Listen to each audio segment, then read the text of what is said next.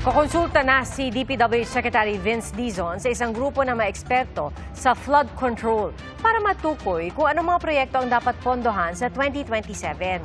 Kasunod po yan ng mga kontrobersyang lumutang habang hinihimay ang panukalang budget ng DPWH para sa 2026. Saksi, si Sandra Aguinaldo.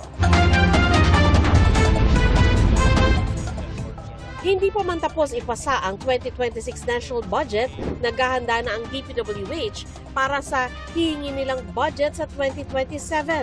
Target ng DPWH makabuo ng flood control master plan at para matiyak na hindi na mauulit ang mga flood control project na maanumalya at hindi naman talaga kailangan, bubuo ang DPWH ng grupo ng flood control experts na susuri sa mga proyekto bago ito pondohan.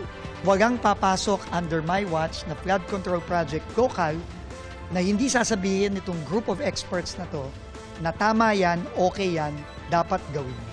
Kasama sa grupo sina Dr. Mahar Lagmay ng University of the Philippines National Institute of Geological Sciences, Dr. Guillermo Tabios ng UP Institute of Civil Engineering at Undersecretary Carlo Primo David ng Department of Environment and Natural Resources. Pag-aaralan din ng mga eksperto kung anong mga flood control project ang pwedeng ituloy at anong dapat gibain. Sila din, aminado, na merong mga proyekto na imbes na makabuti at makatulong, nakakasama. At dahil ganun yon, wala tayong choice, kailangan nating gibain. Hihigpitan din ang bidding at pagsala sa mga contractors para matiyak na matino ang makukuhang kontratista. Sa ngayon, tapos na ang deliberasyon ng Senate Finance Committee sa panukalang 2026 national budget. Magdaraos ng technical working group meetings bago ang plenary debates sa November 13. Ayon kay Senate Finance Committee Chairman Sherwin Gatchalian, baka mas mababa sa 6.793 trillion pesos National Expenditure Program ang ipasa ng Senado ng national budget. Possible yan. So dahil nga maraming nakikitang pwedeng itipid, possible na mas mababa to sa net. Sayang yung pondo. Kasi pag hindi mo ginamit yun, imbes na pwede mong ilipat sa, let's say, mas maraming scholars o mas maraming gamot, sayang.